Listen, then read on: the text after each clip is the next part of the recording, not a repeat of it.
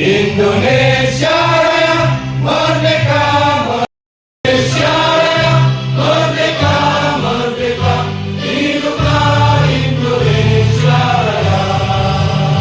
Indonesia ku cinta, Indonesia Raya merdeka, merdeka, Indonesia Raya.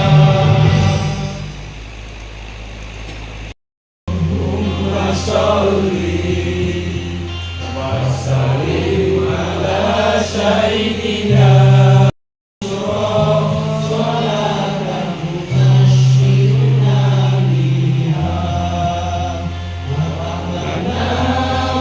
Selamat siang. Ya, tepuk tangan dulu dong buat kita semuanya. Biar lebih semangat untuk siang hari ini. Ahlan wa sahlan. Perkenalkan, nama saya Aldi Santana. Bapak-bapak, ibu-ibu boleh manggil saya sayang. Kayaknya paling belakang paling senang manggil sayang ya.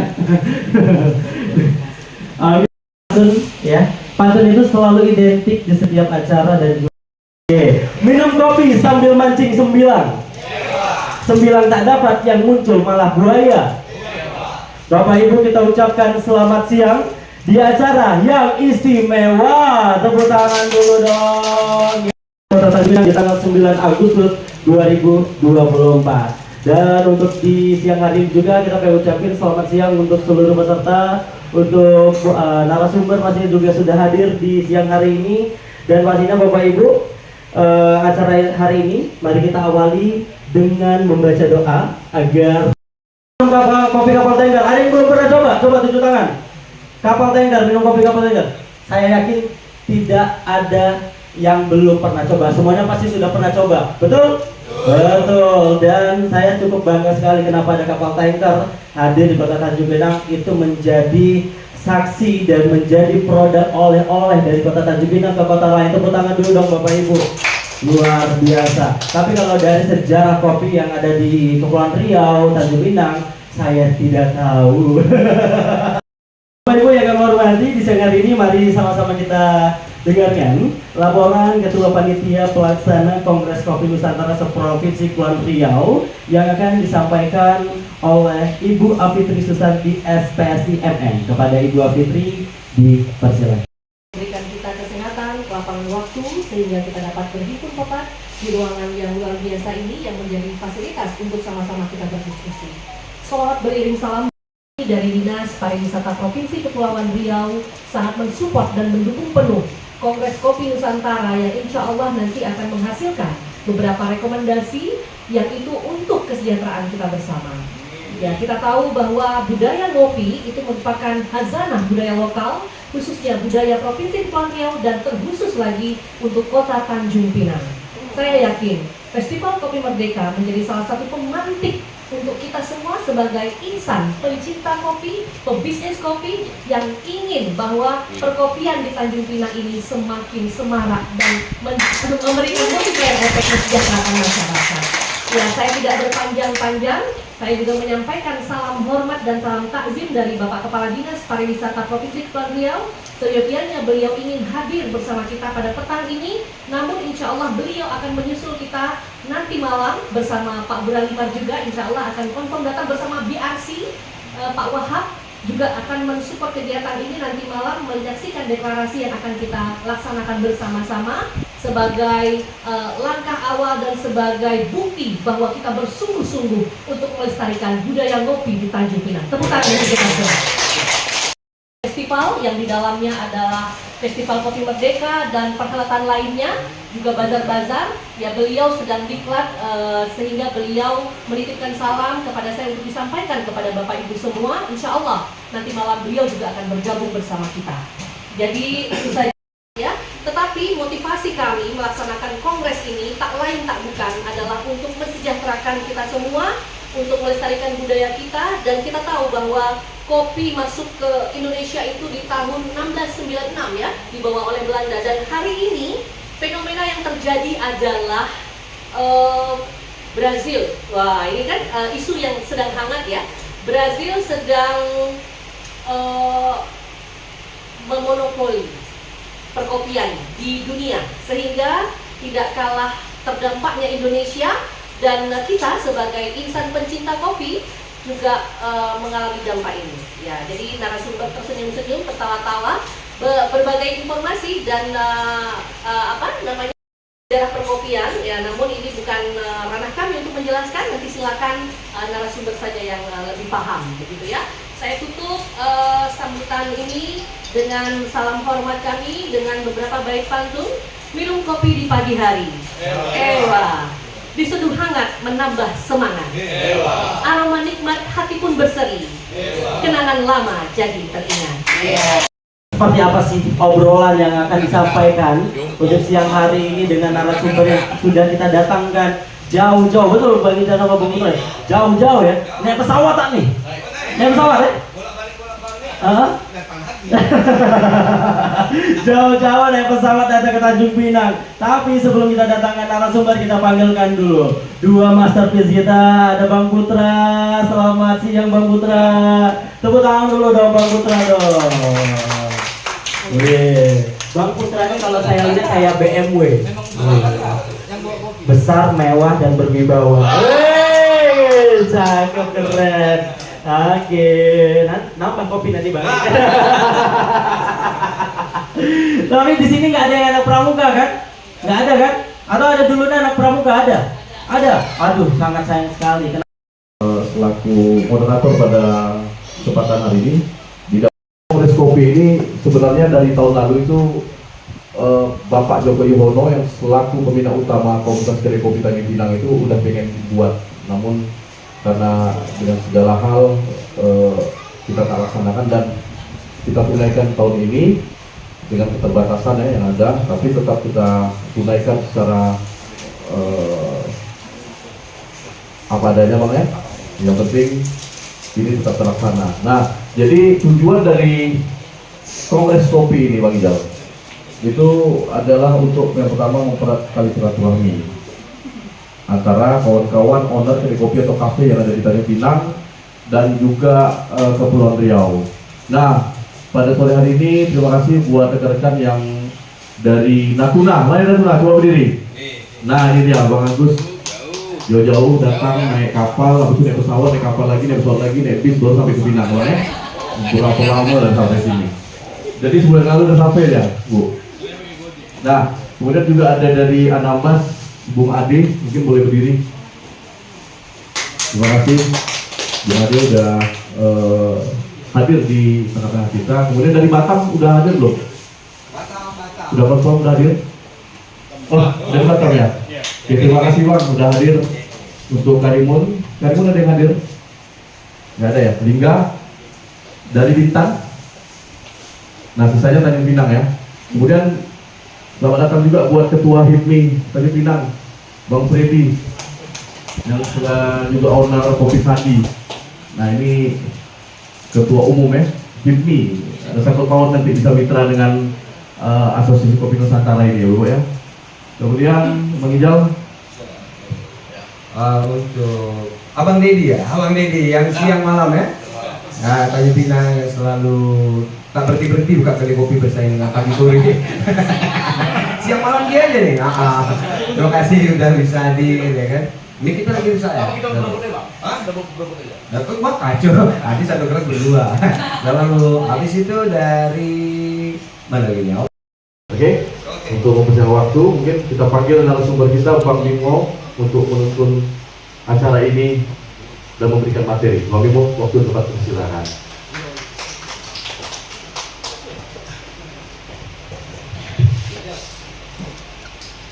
Ya, assalamualaikum warahmatullahi wabarakatuh. Selamat sore. Kopi di Sekata itu terletak di Jalan Bunguran di Sungai Jam. Di Sungai Jam. Nah, jadi saya ingin sharing aja Bu, Bapak. Jadi di sini saya akan berbicara sedikit tentang market yang ada di Tanjung Pinang. Market atau cara mendapatkan market, karena usaha saya sendiri itu tempatnya jauh dari keramaian, yaitu di perumahan Bunguran. Jadi sangat sulit bagi saya untuk meng-approach customer ini gimana cara dia bisa datang ke tempatnya saya. Nah, jadi sebagai mana kita tahu, pada zaman dulu juga pas saya SMA itu di 2012 sampai 2014, budaya ngopi di kalangan anak-anak seusia saya itu masih sangat jarang sekali. Nah, dibandingkan dengan di tahun-tahun sekarang, sudah mulai di tempat saya itu udah mulai datang anak-anak SMP, anak SMA. Jadi bisa dilihat bahwa market dari kopi ini sendiri sudah sangat besar di Kota Tanjung Pinang. Nah, ini saya sedikit sharing juga cara saya. Oke, jadi ini saya menyebutnya teknik growth hacking. Jadi gimana caranya? BTW, kedai kopi saya itu juga baru berusia 1 tahun. Jadi dalam 1 tahun ini gimana caranya saya bisa mendapatkan pasar yang cukup luas. Nah, saya menggunakan teknik yang namanya growth hacking. Itu adalah teknik marketing yang berfokus pada pertumbuhan cepat dan signifikan. Silakan. Oke, jadi ada beberapa tahapan-tahapan yang perlu diperhatikan. Nah, jadi di sini karena rata-rata customer saya itu kebanyakan dari anak SMP, SMA, kuliahan. Jadi mereka itu lebih berfokus kepada sosial media. Jadi karena sekarang udah sangat gampang juga mengakses sosial media. Jadi saya di sini menggunakan medianya Instagram. Jadi kita bisa menginformasikan kepada pelanggan kapan kita buka, kapan ada promo, kapan kita ada menu-menu terbaru. Jadi customer ini bisa memantau dari Instagram. Jadi di sini targetnya bisa lebih mengambil juga target-target dari kalangan anak-anak SMP, gitu. Kan biasanya kalau yang kopi kan identik dengan orang-orang tua. Jadi kita di sini terutama saya, bagaimana caranya supaya anak-anak baru nih, anak-anak ibaratnya baru belajar kopi itu bisa ikut juga merasakan gimana sih rasa kopi yang bisa enak atau dan bisa dinikmati dengan teman-teman maupun sendirian. Oke, yang pertama, caranya tadi menggunakan social media itu menggunakan teknik acquisition. Jadi di sini tadi saya bilang menggunakan social media. Jadi di sini saya membuat branding tentang coffee shop atau kedai kopi saya. Dari segi nama, dari segi logo, dari segi produk itu juga saya masukkan agar supaya bisa berbeda dengan kedai-kedai kopi lainnya. Di sini atau menggunakan USP, unique selling point. Jadi di sini saya selaku owner mencari tahu, ibaratnya saya survei juga ke beberapa kedai kopi, ke beberapa coffee shop itu yang bisa membedakan saya dengan kedai kopi lainnya itu apa. Di situ saya akan mengangkat itu menjadi branding dari Sekata atau kopi saya. Jadi di sini bagaimana mencari sebanyak-banyaknya customer biar lebih banyak. Nah, terus selanjutnya kita harus bisa juga menjaga mereka. Ini yang tadi awalnya anak-anak itu kan udah mulai menggunakan sosial media, mereka udah mulai mantau dari Instagram yang kita buat. Mereka nggak akan langsung datang ke tempat kita. Jadi mereka mulai survei dulu dari Instagram. Kira-kira kedai kopi gimana, tempatnya gimana, kira-kira ada review dari orangnya gimana. Jadi anak-anak sekarang tuh karena contohnya saja adik saya tuh paling jarang banget dia keluar rumah. Paling dia suka ngopi, tetapi dia jarang ke rumah. Nah, cara dia untuk mencari tahu di mana informasi tentang coffee shop yang ada di Tanjung Pinang melalui Instagram. Jadi bagaimana caranya kita bisa mengattract atau menarik perhatian mereka supaya mereka bisa datang ke tempat kita pada akhirnya. Oke? Nah, yang selanjutnya itu bagian untuk retention, di mana mempertahankan customer yang ada. Jadi customer regular yang sering datang ke tempat kita, gimana caranya ketika ada coffee shop baru buka, itu tetap datang ke tempat kita. Nah, di sini kopi itu kan produk. Yang paling penting menurut saya pribadi itu adalah masalah layanannya. Gimana kita bisa melayani customer yang sudah datang ke tempat kita.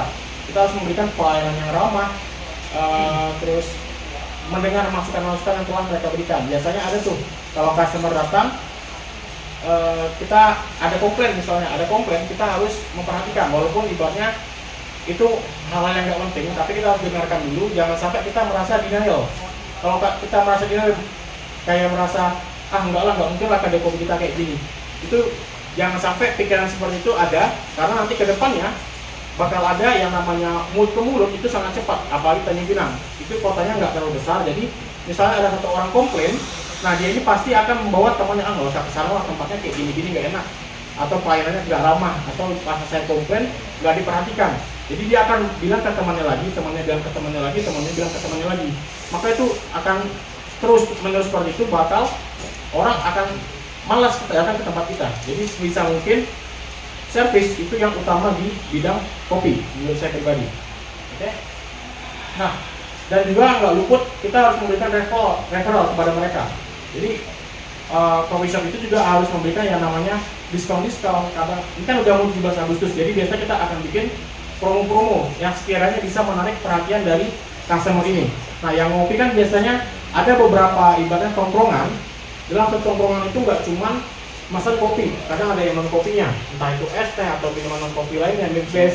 Nah, jadi sebisa mungkin kalau membuat promo, usahakan mencakup semua hal yang kira-kira dalam satu tongkrongan itu ada yang suka kopi dan ada yang nggak suka kopi. Itu di sini sebagai pemilik coffee shop mungkin kita bisa bahasanya menawarkan produk-produk upselling atau cross selling. Misalnya yang awalnya gelasnya itu yang pakai cangkir, mungkin kita bisa tawarkan ke mau di upgrade nggak ke yang pakai gelas biar lebih banyak isinya. Harganya cuma beda 2.000 misalnya.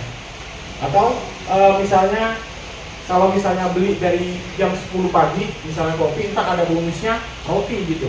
Jadi harus memberikan yang membedakan antara tempat kita dengan tempat lainnya. Nah, jadi ini caranya saya, step-stepnya. Pertama itu buat brand personality. Jadi brand personality itu mencakup dari logo, dari namanya juga. Jadi ibaratnya tempat saya dengan tempat lain itu yang bisa membedakan dari logonya atau dari namanya udah beda, atau dari tempatnya juga bisa. Karena sekarang banyak apalagi di kalangan yang saya customer saya ya, kalangan anak-anak kuliahan itu biasanya mereka mencari tempat-tempat yang bisa wifi-an karena ya mereka bisa mengerjakan tugas, terus meja yang cukup besar, penerangannya cukup, dan juga tempatnya nggak terlalu berisik kalau di customernya saya. Nah, balik lagi nanti kalau di tempat-tempat bapak dan ibu kan berbeda-beda, ada kelebihannya masing-masing. Itu yang bisa bapak dan ibu tonjolkan. Jadi kalau ada yang ditonjolkan itu dikeluarkan aja. Misalnya tempatnya dekat dengan perkantoran, mungkin ya targetnya berarti kan orang-orang area perkantoran kayak gitu. Nah, jadi cukup segitu aja untuk masalah market.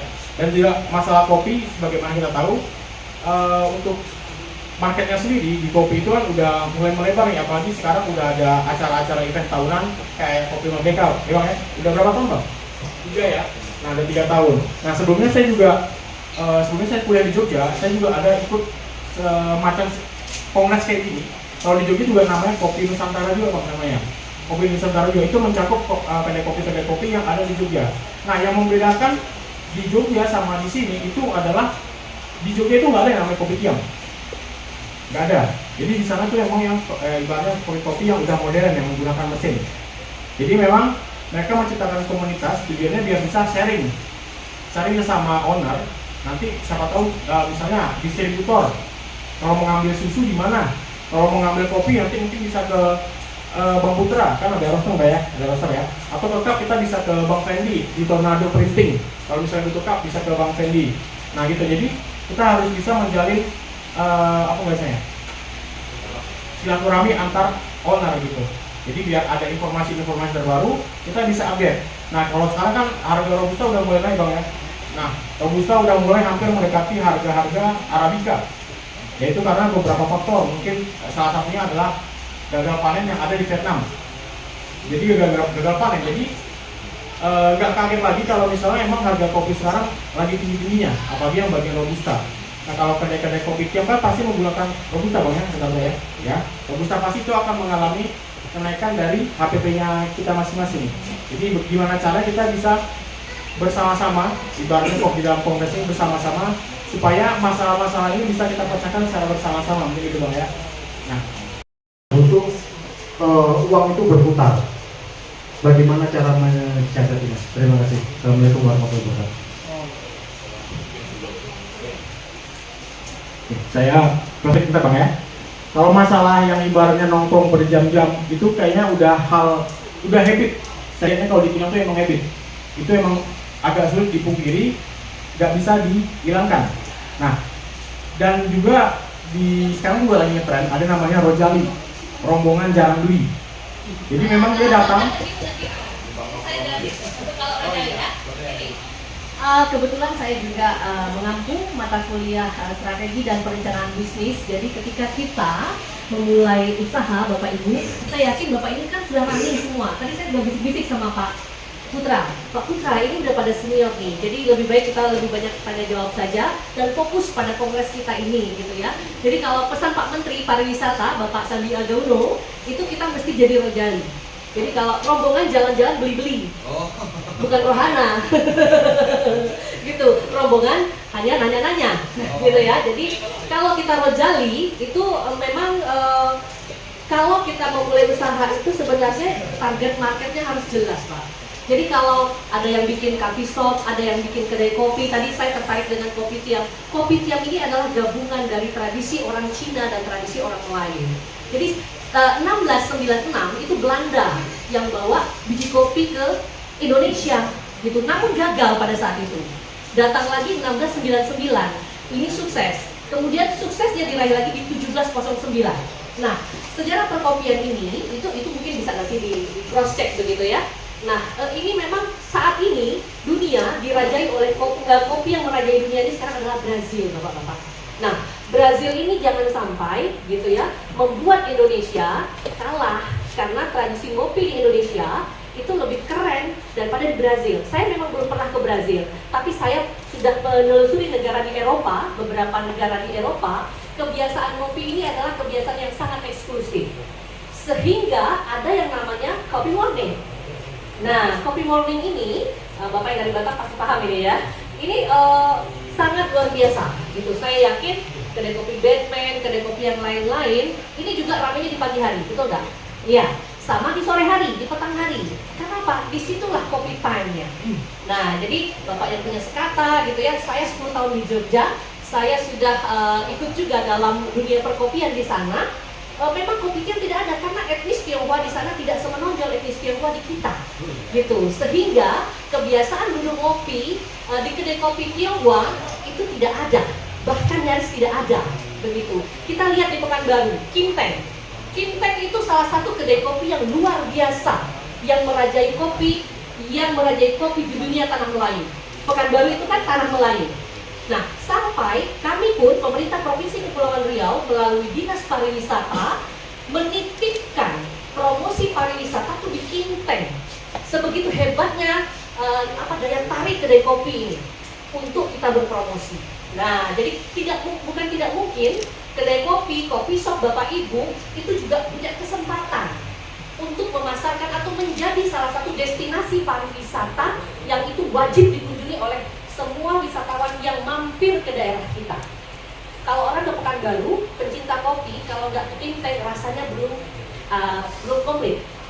Nah, bahkan ke Kim Teng itu kita ngantri, duduknya itu ngantri, jadi nungguin orang pulang gitu. Siapa yang pulang duluan, nah baru kita bisa masuk. Nah, gitu. Jadi kalau tadi ada pertanyaan, gimana sih cara menyikapi orang yang secangkir kopi sejuta borak misalnya gitu ya? Duduk kopinya 1 cangkir, tetapi sampai 3 jam, misalnya gitu. Nggak apa-apa, itulah budaya. Jadi jangan kita hilangkan. Kalau hilangkan, itu budaya hilang. Gitu, justru disitulah. Jadi saya sangat setuju dengan kopi Merdeka. Merdeka itu adalah kebebasan. Bagaimana kita bebas nongkrong di kedai kopi, bicara apa saja kecuali sara. Jadi kopi Merdeka, bagaimana kita membudayakan Merdeka ngopi di kedai kopi dan di coffee shop. Saya kira seperti itu. Nanti kita akan banyak berdiskusi. Terima kasih.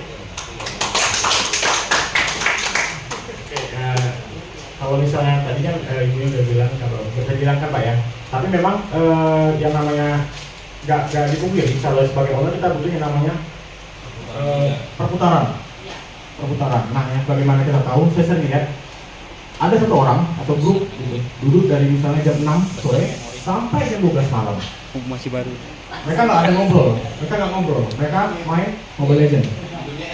Indonesia es kosong. Berarti nggak ngopi ya?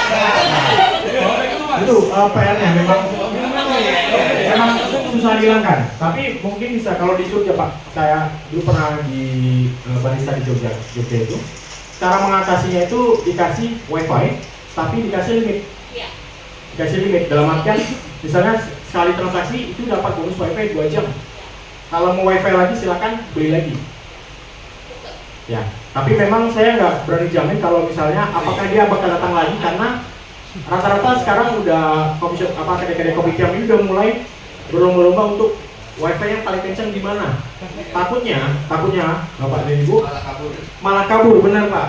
Makanya budaya seperti ini emang agak sulit hilangkan karena udah memang jadi budaya kita. Nah kalau kita ngomongin yang sejarah kopi, Yang tadi misalnya di Eropa atau khususnya Italia, kopi itu cuma take and go. Jadi datang, pesan, minum, pergi. Karena habitnya mereka itu cuma minum kopi sebagai ibaratnya doping di pagi hari, doping aja. Nah kalau budaya kita kan duduk, nongkrong, menikmati 5 jam, 6 jam. Itu susah. Jadi memang jujur saja untuk solusi ini di tempat saya juga banyak juga Bapak. Pesannya 1, kadang ada rombongan pesan yang datang 10, yang pesan cuma 5. Nah tadi yang kata ibu tadi yang Rojali tadi Bu ya, itu lagi hype juga di sosial media, namanya Rojali. Jadi ada salah satu owner di cafe di Jakarta, dia bilangnya banyak sekarang itu customer yang datang pengen eksis, pengen ngetrend, tapi dia nggak bawa uang. Jadi dia cuma nimbrung ke teman-temannya aja, biar bisa nongkrong, fomo, foto, main bareng, tapi mereka nggak beli. Nah mungkin ini dengan adanya kongres ini mungkin kita bisa memecahkan masalah gimana caranya ada customer 1 tapi nongkrong 5 jam itu gimana caranya biar bisa menanggulanginya, atau at least mereka bisa pesan 2-3 kali gitu ya Pak ya? Kalau nggak cukup meja dibuat tikar, mungkin itu solusinya. Karena apa?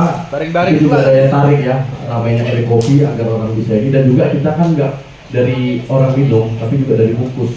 Semuanya sepakat untuk kita bentuk asosiasi kopi Nusantara yang kawan-kawan bisa baca nanti dan kita bagiin